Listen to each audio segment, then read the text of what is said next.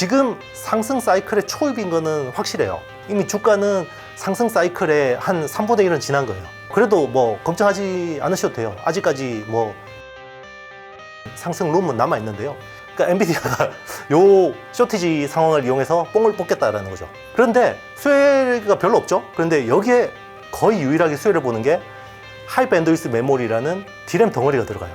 고성능 D램 덩어리가 들어가는데 독점으로 공급을 합니다. 그리고 이제 HBM을 만드는데 필요한 장비가 있죠. 그 TSV TC 본딩이라는 건데 이게 독점을 하죠.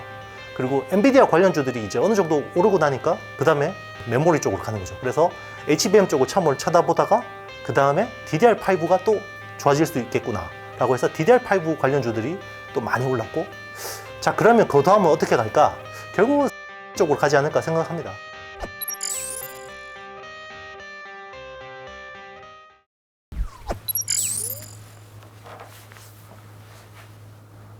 안녕하세요. IT의 시인 이영수라는 유튜브 채널을 운영하고 있는 이영수입니다. 반갑습니다.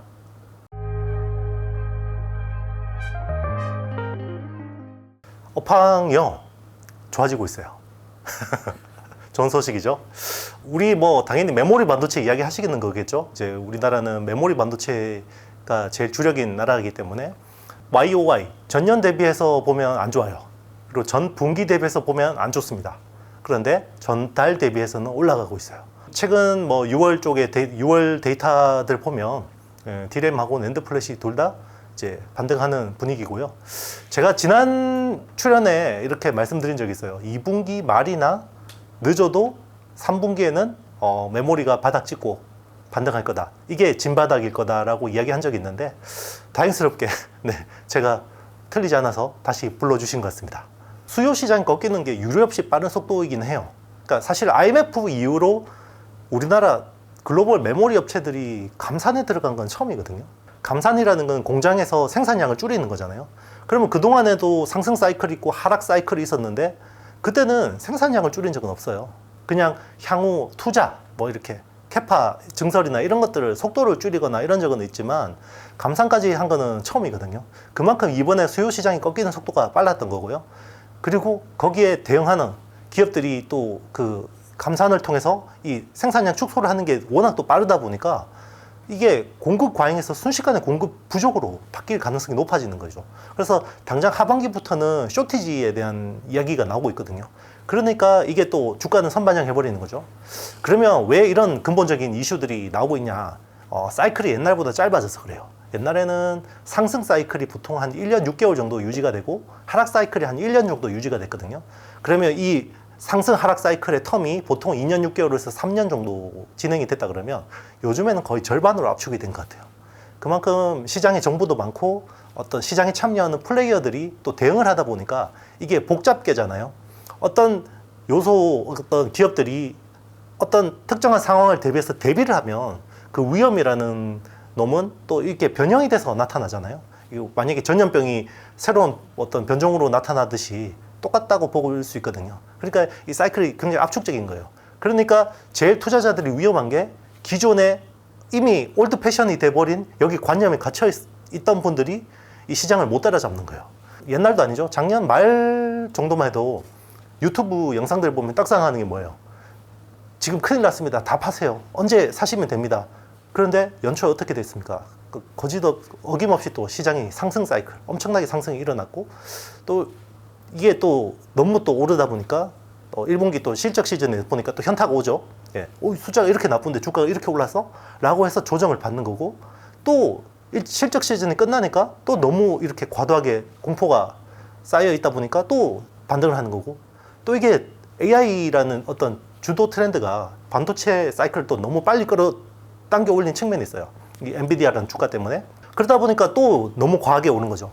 그러니까 지금 상승 사이클의 초입인 거는 확실해요. 상승 사이클의 초입인데 이건 업황의 상승 사이클인 거고요. 이미 주가는 상승 사이클의 한 3분의 1은 지난 거예요. 그래도 뭐 걱정하지 않으셔도 돼요. 아직까지 뭐 60, 70%의 어떤 상승 룸은 남아 있는데요. 이게 그런데 뭐 이렇게 계속해서 오르지는 않는다는 거죠. 이렇게 조정받다가 올랐다가 이렇게 하는데 군중들하고 반대로 가면 됩니다.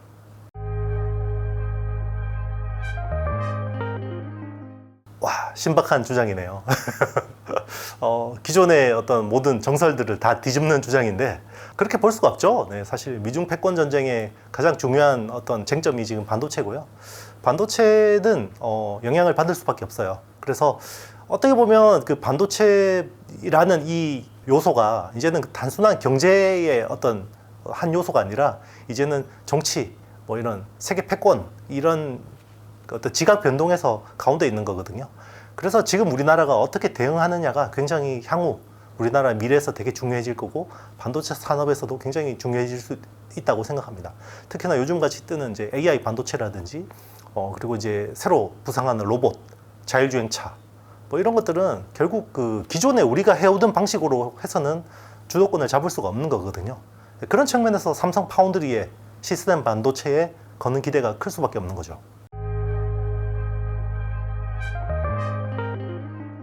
우리나라 메모리 반도체 수출의 한 중국 비중이 한 40% 될 거예요. 그리고 홍콩까지 합치면 한 60% 정도 되거든요. 우리나라 수출 시장이 60%가 중국인데 물론 이제 최근에 이제 중국 쪽 경기가 안 좋고 락다운이나 이런 쪽 영향으로 인해서 비중이 좀 낮아지긴 했는데 그래도 여전히 큰 수요 시장이고요. 그리고 우리나라 첨단 팹들이 다 중국에 있습니다. 그렇게 접근하면 굉장히 위험하다고 생각해요. 예. 물론 장기적으로는 중국에서 미국으로 어떤 주요 시장이 옮겨가는 것은 인정을 해요. 그렇지만 지금 당장 이 시장을 우리가 그렇게 망가뜨릴 필요는 없잖아요. 우리 입장에서. 그러니까 굳이 시프팅 하더라도 우리가 그렇게 이야기할 필요는 없을 것 같습니다. 그래서 조용하게 중국 정부도 모르게 조금씩 이렇게 이제 어떤 무게 중심을 옮겨가는 게 중요할 것 같고요. 제가 작년 말쯤에 챗 GPT라는 걸 처음 들었어요. 사실 1000만 가입자가 40일 만에 돌파한 서비스는 처음이거든요. 유례 없는 속도예요. 저조차도 생소한 챗 GPT라는 게 완전히 엄청난 메가 트렌드를 일으켜 버렸단 말이에요. 근데 AI라는 이 영역 자체가 굉장히 휙휙 바뀌어요. 우리가 지금 그 연구하는 그 논문의 한 90%는 AI가 딥러닝이라는 방식으로 하는 그 기술을 기반으로 많이 나오거든요. 그런데 2010년대 초반만 해도요, 딥러닝이라는 이 기술은 굉장히 마이너한 기술이었어요. 그런데 어느 순간 기술이 특이점을 넘고 나니까 다 딥러닝 쪽으로 쏠린 거예요. 그런데 우리가 딥러닝이라는 용어를 처음 언제 들었냐? 알파고, 그죠? 2016년이었어요. 그래서 다 딥러닝 기반으로 이제 다 연구가 가고 있었고요. 그 또 딥러닝의 또 하나의 어떤 그 새로운 트렌드 중에 하나가 트랜스포머라는 모델이에요. 이게 또 언제 나왔냐? 알파고 사태 이듬해인 2017년에 이제 구글이 트랜스포머라는 모델, AI 모델을 내놨는데요. 당연히 굉장히 마이너한 연구 주제였겠죠.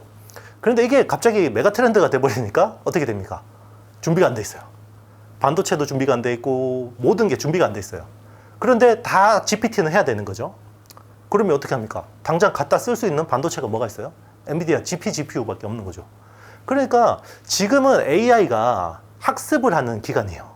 그러니까 챗 GPT는 이미 학습을 했지만 GPT-4나 뭐 지금 구글의 바드라든지 뭐 여러 AI 서비스들은 지금 데이터 학습을 해야 되는 기간이거든요. 이게 보통 한 2년 정도 걸릴 거라고 생각을 해요. 그 사이에는 엔비디아 대체할 수 있는 칩이 없습니다. 그러면 뭐 우리 흔히 이야기하는 NPU라는 거, Neural Process Unit이라는 거는 이게 또 활성화가 되려면 이 학습이 어느 정도 끝나고 AI가 이제 서비스가 되는, 요게 학습이 끝나면 어떻게 됩니까? 추론을 할 수가 있잖아요, AI가. 그럼 추론을 하면 여기 서비스를 붙일 수가 있죠. 자, 추론 시장으로 가면 NPU가 활성화될 가능성이 높은 거예요. 그러니까 지금은 엔비디아밖에 없는 상황이고 엔비디아의 GPU를 많이 가지고 있는 애들이 GPT 성능이 좋을 수밖에 없다라는 거죠. 그러다 보니까 빅테크 업체들이 심지어 IBM 같은 업체는 7,500명 감원을 했어요. 그래서 투자자들이 왜 감원했니? 라고 물어보니까 요거 비용 줄여서요, AI 투자해야 되거든요. 이런 이야기를 하는 거죠. 그러니까 지금 빅테크 업체들은 여기서 뒤처지면 진짜 생존의 어떤 그 기로에 서 있을 수밖에 없기 때문에 이 비싼 엔비디아 GPU를 다 사야 될 수밖에 없고요. 그러니까 1분기 엔비디아 실적이 서프라이즈도 이런 서프라이즈가 없는 거죠. 그런데 엔비디아 수혜주들이 별로 없어요. 네, 엔비디아가 만드는 그 서버 한 대가 지금 A100이라는 칩을 쓰면 이 A100은 이제 7나노 TSMC 공정으로 만들어지는 건데요. 보통 서버 한 대가 일반 서버가 한 7,500불 정도 합니다. 그런데 A100을 쓴 서버는 보통 한 12만 불 정도 해요. 굉장히 비싸죠. 그런데 여기 원가의 80%가 GPU예요. 지금 최신 칩 H100이라는 신규 칩이 이제 TSMC 4나노 공정으로 만들어지는 칩인데 요거는 A100보다 3배 성능이 좋은데 3배 비쌉니다. 네, A100이 1만 달러인데 H100은 3만 달러예요. 그러면 이걸 가지고 서버를 꾸리면 얼마냐? 24만 달러예요. 그 중에서 80%가 GPU 코스트입니다. 그러니까 엔비디아가 요 쇼티지 상황을 이용해서 뽕을 뽑겠다라는 거죠.